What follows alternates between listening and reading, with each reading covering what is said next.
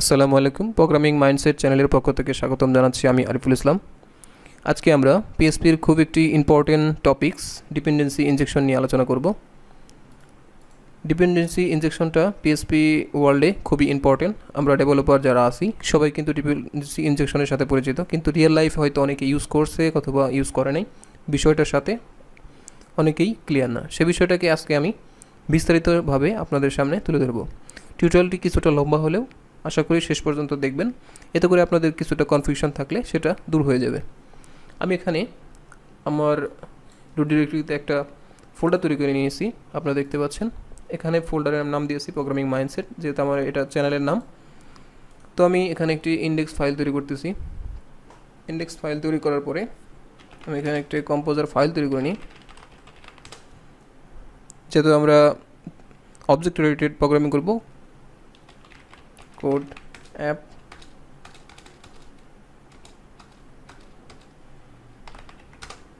আমরা এখানে এস দিয়ে ডিপেন্ডেন্সিটা ইনস্টল করে নিলাম। এখন আমি দেখতে পাচ্ছি এখানে আমি নেম স্পেস নিয়েছি কোড অ্যাপ। সো আমি এখানে চলে যাচ্ছি, একটি ক্লাস নেব, পেমেন্ট ইন্টারফেস, নেম স্পেস হবে কোড অ্যাপ। এরপর আমি এখানে আজকে যে ডিপেন্ডেন্সিটা আপনাদের সামনে উদাহরণ হিসেবে দেখাবো সেটা হলো পেমেন্ট গেটওয়ে সার্ভিস। অর্থাৎ আমরা যারা পেমেন্ট গেটওয়ে সার্ভিস নিয়ে কাজ করি ই কমার্সে অথবা বিভিন্ন ওয়েবসাইটে, আমাদের কিন্তু মাল্টিপল পেমেন্ট গেটওয়ে নিয়ে মাঝে মাঝেই কাজ করতে হয়। এই পেমেন্ট গেটওয়েগুলো আপনি ইন্টিগ্রেশনটা কীভাবে সহজ ওয়েতে করতে পারেন সেটা আপনি ডিপেন্ডেন্সি ইনজেকশনের সাহায্যে সহজে আজকে আপনাদের সামনে ক্লিয়ার করার চেষ্টা করব। তো আমি এখানে ইন্টারফেসের ভিতরে একটা মেথড নিয়ে নিই। আপনারা জানেন ইন্টারফেসের মেথডের কোনো কিন্তু বডি থাকে না। আমি এখানে একটি মেথড নিয়ে নিলাম, প্রসেস পেমেন্ট ক্যামেল কেস লিখলাম। আপনারা চাইলে অন্য কিছু লিখতে পারেন। আমি এখানে এক ফোল্ডার নিয়ে নিলাম গেটওয়ে প্লাস, এখানে নিলাম মনে করেন বিকাশ ইমপ্লিমেন্টস কাকে, পেমেন্ট ইন্টারফেস। এই মেথডটাকে আমি এখানে ইমপ্লিমেন্ট করে নিলাম। ঠিক একইভাবে আমি এখানে কপি করে মনে করেন নিয়ে নিলাম নগদ, আমি এটাকে রিনেম করে নিচ্ছি। আবার এটাকে কপি করে আমি করে নিলাম উপায়। দেখেন আমি এখানে তিনটি ক্লাস নিয়েছি। তিনটি ক্লাসই আমাদের পেমেন্ট যে ইন্টারফেস আছে সেটাকে ইমপ্লিমেন্ট করার ফলে তিনটি ক্লাসে আমাদের কমন যে প্রসেস পেমেন্ট যে মেথড আছে সেটা অ্যাভেলেবল হয়ে গেছে। এখন আমাদেরকে যেটা করতে হবে সেটা হলো আমরা একটি পেমেন্ট কন্ট্রোলার তৈরি করব, যেখানে আমাদের অবজেক্টগুলোকে অর্থাৎ পেমেন্ট গেটওয়ের যে অবজেক্ট সেটাকে আমরা ডাইনামিকলি ইনজেক্ট করব। আমরা গেটওয়ের বাইরে একটি ক্লাস নিয়ে নিই,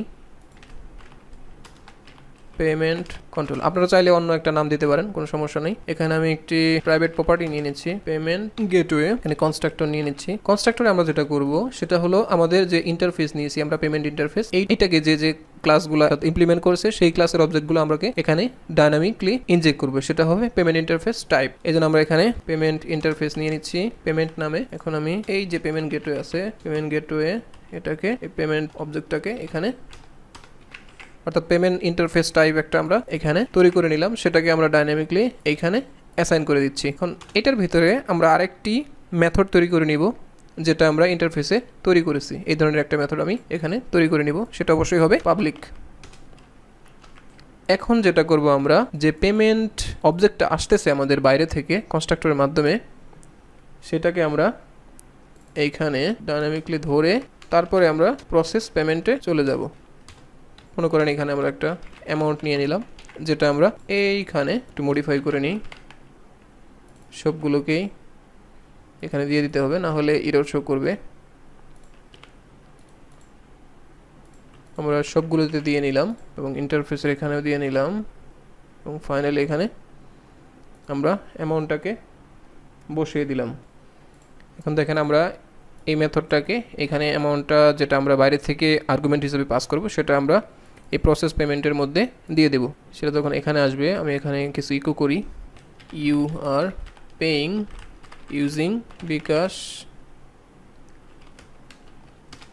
অ্যামাউন্ট, এটাকে আমি ডুপ্লিকেট করে দিচ্ছি সব জায়গায় নিয়ে নগদ। এরপর এখানে দিয়ে দিলাম ইউপে। এখন আমাদের যেটা করতে হবে আমাদের সবগুলো ফাইলে আমরা এখানে ইনক্লুড করে নিই। কম্পোজার ইউজ করার সবচেয়ে বড় সুবিধা, আপনি যদি এখানে PSR4 অটোলোডটা ইউজ করে রাখতে পারেন, তাহলে দেখবেন সহজেই আপনি যে কোনো ক্লাসকে কল করলে সেটা আর ইনক্লুড করার দরকার পড়বে না। আপনি শুধু ভেন্ডর যে অটোলোড আছে সে ফাইলটাকে ইনক্লুড করবেন এখানে, include vendor autoload dot PHP. এখানে আমি নিউ দিয়ে নিলাম, নিউ দিয়ে বিকাশের একটা অবজেক্ট আমি এখানে তৈরি করে নিলাম, বিকাশ। ঠিক একইভাবে নগদের অবজেক্ট তৈরি করলাম, নগদটা আমি একটু পরে ইউজ করব, কিন্তু আমি তৈরি করে রেখে দিলাম। এখন আমি কোডটাকে যদি রান করি, local host programming mine set, আমি এখানে কোডটা রান করেছি কিন্তু কোনো আউটপুট আমরা দেখতে পাইনি। আমরা যদি এখানে প্রিন্টার করি বিকাশকে, তাহলে দেখতে পারবো বিকাশের একটা অবজেক্ট আমাদের কাছে চলে আসছে। এখন দেখেন আমি পেমেন্ট কন্ট্রোলারে একটা প্যারামিটার এখানে ডিফাইন করছি, এই আর্গুমেন্টটা আমাকে পাস করতে হবে, কিন্তু আমরা পাস করবো কি এটা বিকাশের অবজেক্টটা। তো আমি এখানে নিউ পেমেন্ট কন্ট্রোলার, এখানে বিকাশের অবজেক্টটাকে পাস করে দিচ্ছি। এখন যদি আমি পেমেন্ট স্ট্যাটাস ভেরিয়েবল এটা রেখে দিই এবং এখানে রিফ্রেশ দিই, তাহলে দেখতে পারবেন পেমেন্ট কন্ট্রোলার থেকে আমরা যে অবজেক্টটা পাচ্ছি সেটা হলো বিকাশের একটা অবজেক্ট। এখন এই পেমেন্ট স্ট্যাটাস থেকে আমরা প্রসেস পেমেন্ট যেটা এখানে 100 আমরা পাস করলাম। প্রসেস পেমেন্টটা মূলত আমাদের পেমেন্ট কন্ট্রোলার যে সেইটার মেথড, কিন্তু এই প্রসেস পেমেন্টটা আবার আমি যে ডাইনামিকলি অবজেক্টটা পাস করেছি বিকাশের, সেই অবজেক্টটা ধরে আমাদের বিকাশ ক্লাসে চলে আসছে। ক্লাসে চলে আসার পরে এই মেথডটাকে কল করতেছে। যেহেতু আমরা ইন্টারফেস ডিফাইন করছি, প্রসেস পেমেন্ট মেথডটা আমাদের 3টা ক্লাসেই অ্যাভেলেবল হয়ে গেছে। তো আমি যখন এখানে এটা রান করব তখন দেখতে পারবো you are paying using bKash amount 100। এখন আপনি ধরেন আমি বিকাশ না পাস করে এখানে নগদ পাস করে দিলাম, দেখেন এখানে নগদের অ্যামাউন্টটা চলে আসছে। এখন যদি আমি এখানে ইউপে বানাই, ইউপে এর অবজেক্টটাও তৈরি করি ইউপে, তাহলে দেখতে পেলেন এখানে ইউপে এখানে দিয়ে দিতে হবে, ইউপের যে স্ট্যাটাস সেটা চলে আসছে, অর্থাৎ ইউপিএসে যে পেমেন্ট গেটওয়ে আছে সেটা প্রসেস হয়ে আমাদের এখানে চলে আসছে। চাইলে আপনারা এইভাবে একটা ক্লাসের অবজেক্টকে ডাইনামিকলি ডিপেন্ডেন্সি ইনজেক্ট করে, এইখানে আমরা ডিপেন্ডেন্সি ডাইনামিকভাবে ইনজেক্ট করেছি, ইনজেক্ট হওয়ার পরে সেই ক্লাসের যে অবজেক্ট সেটা আমরা পেমেন্ট গেটওয়ে এই প্রপার্টিতে রেখে দিয়েছি এবং এই প্রপার্টি ধরে যে ক্লাসের অবজেক্ট সেই ক্লাসের মেথডকে আমরা কল করেছি। যখন আমরা বিকাশ অবজেক্ট সেন্ড করেছি তখন বিকাশের পেমেন্ট গেটওয়ে পেমেন্ট যে প্রসেস আছে সেই মেথড কল করেছে, নগদ হলে নগদের প্রসেসটা, এবং আপনি যখন উপায় অবজেক্টটা সেন্ড করেছেন তখন উপায়ের প্রসেস পেমেন্ট যেটা সেটা কল করেছে। এখন আপনি চাইলেন যে আমি আরেকটা পেমেন্ট গেটওয়ে অ্যাড করব, সেক্ষেত্রে আপনাকে কি করতে হবে, জাস্ট শুধু আপনি মনে করেন যে উপায়ের পেমেন্ট গেটওয়ে যেটা সেটাকে কল করবেন। এখানে মনে করেন যে পোর্ট ওয়ালেট, আরেকটা পেমেন্ট গেটওয়ে আমি নিলাম, পোর্ট ওয়ালেট নিলাম, এখানে দিয়ে দিলাম পোর্ট ওয়ালেট। এখন শুধু আমি পোর্ট ওয়ালেটের একটা অবজেক্ট তৈরি করব, এখানে হবে পোর্ট ওয়ালেট, পোর্ট ওয়ালের অবজেক্ট আমি এখানে পাস করে দিলাম। এখানে দেখেন পোর্ট ওয়ালেটের যে প্রসেস পেমেন্টটা সেটা চলে আসছে। আমি এখানে আপনাদের একটা ডেমো দেখালাম, এইভাবে আপনারা যদি কোড করেন তাহলে ডাইনামিকলি অবজেক্ট এক জায়গায় পাঠিয়ে সহজেই সেটা প্রসেস করতে পারেন। এখন আপনি মনে করেন আমি পোর্ট ওয়ালেটে চলে যাই, পোর্ট ওয়ালেটে গিয়ে আমি এখানে অ্যামাউন্টটা পেয়েছি, এই অ্যামাউন্ট দিয়ে আপনি যে কোনো কিছু করে আপনার ইচ্ছা মতো পেমেন্টটা প্রসেস করে আবার কোনো জায়গায় রিটার্ন করতে পারেন অথবা রেসপন্স সেভ করে, সেটা আপনার উপর ডিপেন্ড করবে। আমার যেটা টার্গেট ছিল সেটা হলো আমরা আমাদের পেমেন্ট গেটওয়ের অবজেক্টগুলোকে ডাইনামিকগুলো এখানে পাস করার পরে যে অবজেক্টটা আসলো সেটাকে আমি পেমেন্ট গেটওয়েতে এই প্রপার্টিতে রেখে দিয়েছি এবং এই প্রপার্টিকে ধরে সেই ক্লাসের মেথডকে আমরা কল করেছি। এটাই হলো আমাদের ডিপেন্ডেন্সি ইনজেকশন। আপনারা যারা কনফিউশনে পড়তেছেন অথবা বুঝতে একটু ইস্যু হচ্ছে, বারবার এটা ট্রাই করবেন। আপনি কিন্তু এটা যদি শুধু কোড দেখেন, কোড দেখার পরেই ক্লোজ করে রেখে দেন তাহলে কিন্তু আপনারা আবার ভুলে যাবেন এবং বারবার ভুল করবেন। এই জন্য আপনাদের উচিত হবে, আপনারা এই ধরনের উদাহরণ আরও আছে নেট ঘাটলে, আপনি ভেহিকল, কার, এই ধরনের কিছু আপনাদের এরকম উদাহরণ অনলাইনে পেয়ে যাবেন অসংখ্য। সেগুলো যদি আপনি প্র্যাকটিস করেন তাহলে আপনাদের জন্য ইজি হবে। এখন আমি বলে নিই যে আমাদের এই ডিপেন্ডেন্সি ইনজেকশনটা কেন প্রয়োজন হয়। ডিপেন্ডেন্সি ইনজেকশনটা আপনাদের প্রয়োজন হয় এই কারণেই, কারণ এটা আপনার কোডের রিউজেবিলিটি বৃদ্ধি পায়। অর্থাৎ আপনি এখানে দেখেন ড্রাই কোডটা আমরা সুন্দরভাবেই এখানে ইমপ্লিমেন্ট করেছি, অর্থাৎ কোড আপনার রিপিটেশন এবং ডুপ্লিকেশন অনেকটাই কমে গেছে।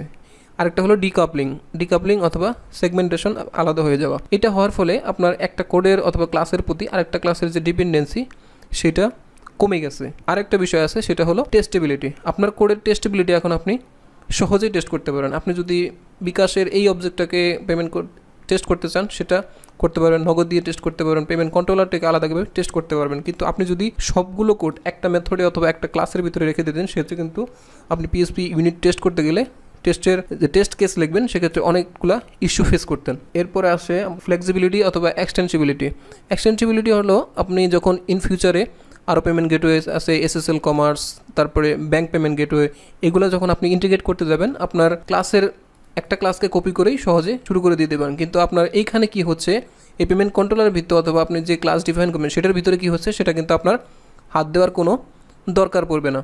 আপনি শুধু একটা ক্লাসকে এইভাবে কপি করে নিয়ে এই ক্লাসে কাজ করে শুরু করে দিতে পারেন। তো এটাই হলো আমাদের ডিপেন্ডেন্সি ইনজেকশনের আদ্যোপান্ত। আপনারা যদি আরও কোনো আইডিয়া থাকে অবশ্যই আমাকে কমেন্টে জানাতে পারেন, এবং বুঝতে কোনো রকম অসুবিধা হলে অবশ্যই আমাকে কমেন্টে জানিয়ে শেয়ার করবেন। ডিপেন্ডেন্সি ইনজেকশন নিয়ে আজকের ভিডিও এ পর্যন্তই। আমি চেষ্টা করেছি আপনাদেরকে ডিপেন্ডেন্সি ইনজেকশনের যতটা পারা যায় সেটা হাতে কলমে কোডের মাধ্যমে আপনাকে বুঝিয়ে দিতে। এরপরে যদি আপনাদের কনফিউশন না কাটে আমি চেষ্টা করব আপনাদের যে কোনোভাবে হেল্প করার জন্য। আপনারা অবশ্যই কমেন্ট করে অথবা আমাকে যে কোনোভাবে ডিসকর্ডের লিঙ্ক আমাদের ফেসবুক পেজে দেওয়া আছে, আপনারা চাইলে ওখান থেকে নক দিতে পারেন, আমাকে পার্সোনালি নক করতে পারেন। আমি চেষ্টা করবো আপনাদেরকে যে কোনোভাবে হেল্প করার জন্য। তো আজকে এই পর্যন্তই, ধন্যবাদ।